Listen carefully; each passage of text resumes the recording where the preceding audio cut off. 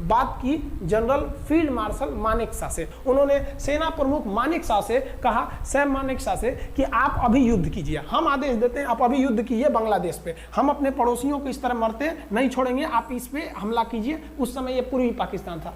मानेकशॉ ने कहा कि हम हमला नहीं करेंगे। कही अरे क्यों? कहा कि आप महीना देख रही हैं, अप्रैल का महीना है, अप्रैल के महीने का मतलब बरसात का दिन सर पे है, और बरसात के समय पूरब का हाल क्या होता है, एकदम भयानक बाढ़ आ जाती है। और उन्होंने एग्जाम्पल भी दिया कि सिकंदर की फौज भी हाथी लेके आई थी और कीचड़ में फंस गई थी, कि अगर यहाँ हम लड़ जाते हैं तो यहाँ बरसात रहेगा, हम यहाँ उलझ जाएंगे, ये एरिया सूखा रहेगा, चाइना का ऊपर से एरिया सूखा रहेगा, ये हमला कर देंगे, हमको 3 ओर से लड़ाई लड़ना पड़ेगा। मानेकशॉ ने इंदिरा गांधी से कहा कि आप 2-3 काम कर लीजिए। कब तक के लिए? कि नवंबर तक हम लोग युद्ध नहीं करेंगे, लेकिन अप्रैल से नवंबर के बीच में हम अपने सैनिकों को इस एरिया में लड़ने के लिए ट्रेनिंग दे सकते हैं, मुक्ति वाहिनी, उसको हम ट्रेनिंग दे सकते हैं। और इसी में 1971 में हमारी जो थी भारत और रूस की एक समझौता पर हस्ताक्षर हो गया। अब हम लोगों ने पाकिस्तान को एक बारूद के ढेर पर बैठा दिया था। इंतजार था तो इस बात का कि उस बारूद में एक चिंगारी की और पाकिस्तान तबाह हो जाता। इत्तेफाक देखिए, उस बारूद के ढेर पर खुद चिंगारी जलाई पाकिस्तान ने।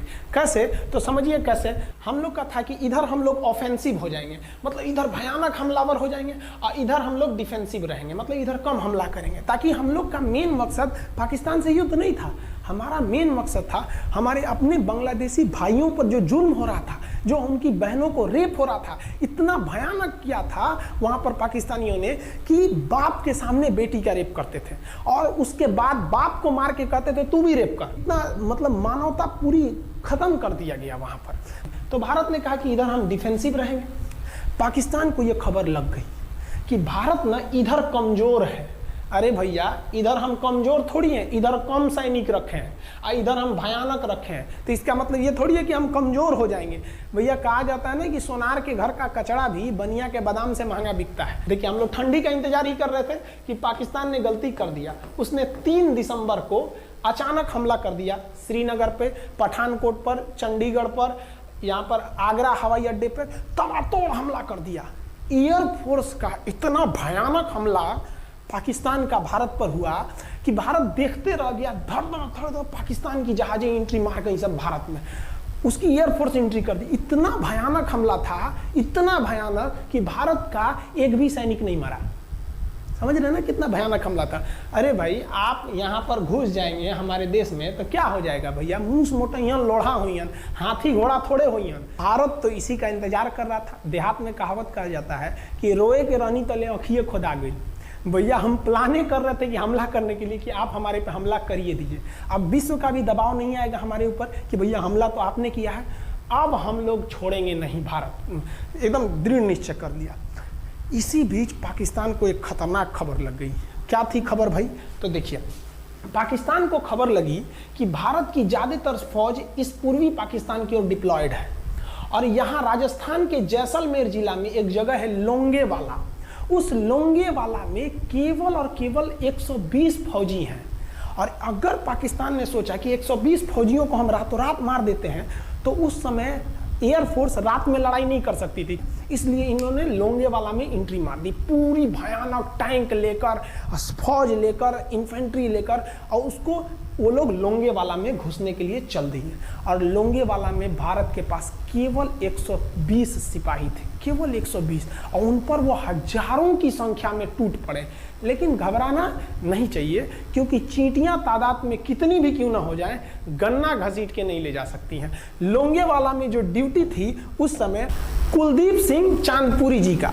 कुलदीप सिंह चांदपुरी सरदार हैं, आप देखे होंगे बॉर्डर मूवी में इनका रोल सनी देओल ने किया है। अब ये कुलदीप सिंह, ये भैया पंजाबी सिख, अब ये लोग 1.25 लाख से नीचे कुछ सोचते ही नहीं है। चिड़िया नू में बाज लड़ावा, गिद्दड़ नू में शेर बनावा, और 1.25 लाख नू एक लड़ावा, तब गोविंद सिंह नाम रखावा। खबर आया कि आपसे जो लड़ने आ रहे हैं ना पाकिस्तान की ओर से, वो ब्रिगेडियर तारिक मीर आ रहा है। उसके पास टैंक है, 2800 फौज है, बहुत ही तेज रफ्तार से आ रहा है।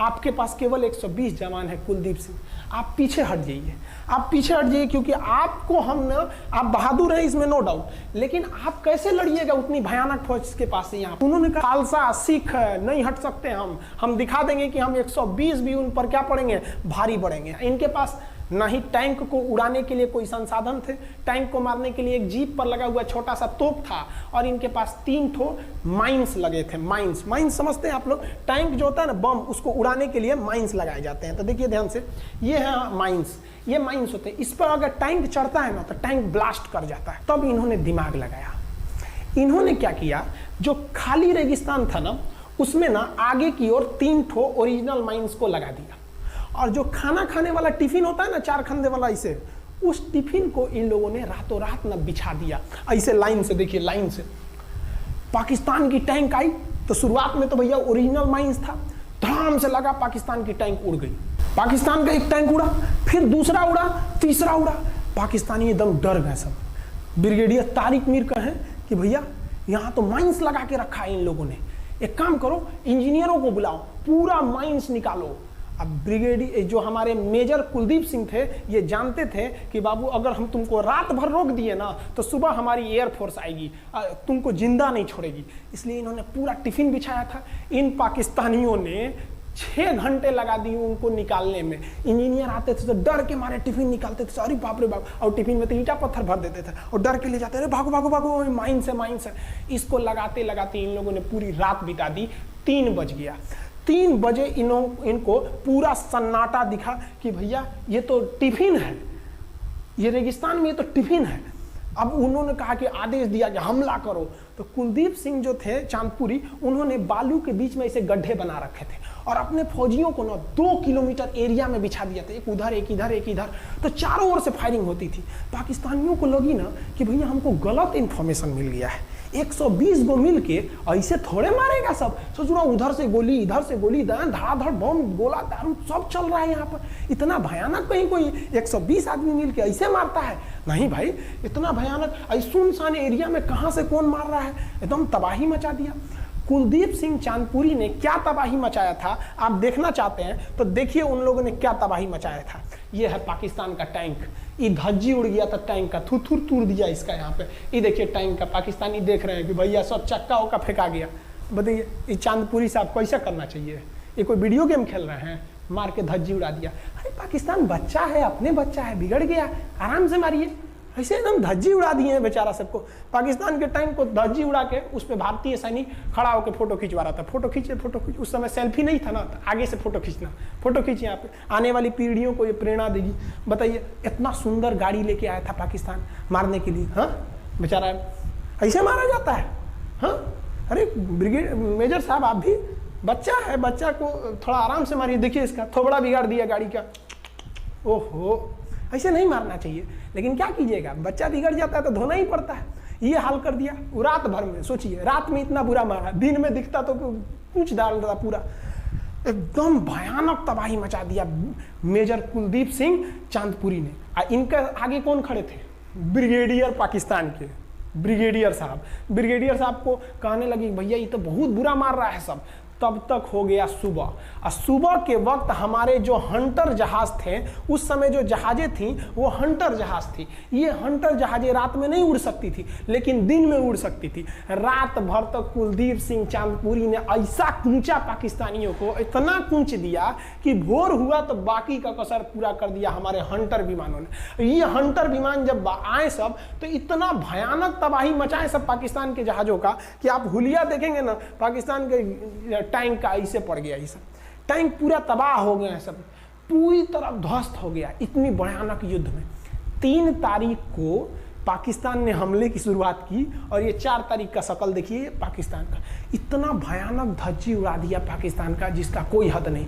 पाकिस्तानियों को दुम दबा के भागना पड़ा। ब्रिगेडियर साहब भागे, कहें कि भाग भैया न तो ये सब जान ले लेगा सब। हम लोगों ने पाकिस्तान के टैंकों को अपने यहाँ रख लिया है म्यूजियम में। आज भी जाके देखिएगा ना तो इन टैंकों को डर के मारे पाकिस्तानी छोड़ के भाग गए कि भागो भाई यहाँ पर। ये 120 जवानों का जलवा था। और पाकिस्तानी कहते हैं कि हिंदुस्तान के लोग क्या लड़ेंगे, अरे भैया हम चीन पे वीडियो बनाए थे, आप पे नहीं बनाए थे, जो आप लोग हम लोग को बोल रहे थे कि पाकिस्तान हिंदुस्तानियों की औकात नहीं। देखिए अभी हम आपको औकात दिखाते हैं आपकी, ये आपका टैंक है, आके ले जाइए, हिम्मत है तो लेके जाके ये दिखाइए यहाँ पर। हाल तो ये हो गया था ना कि हम लोगों ने जो पाकिस्तानियों की जान ली थी ना, डर के मारे वो लाश उठाने नहीं आए थे, लाश को गिद्ध खा गए थे सब। हम लोग बोल रहे थे कि भैया हम गोली नहीं चलाएंगे, लाश लेके चल जाओ, हम नहीं जाएंगे, तुम लोग रेगिस्तान को कब्रिस्तान बना दिए हो। रेगिस्तान को कब्रिस्तान हम लोग हमला करने आए थे, शुरुआत तो तुमने किया था यहाँ पे। तो ये गिद्ध खाए थे सब, सफाई उफाई का काम ये किए थे सब। अब पाकिस्तान हम लोग को धमकी देता है, आज भी वो नहीं सुधरे हैं। आज भी हमने जो चाइना पे वीडियो बनाया था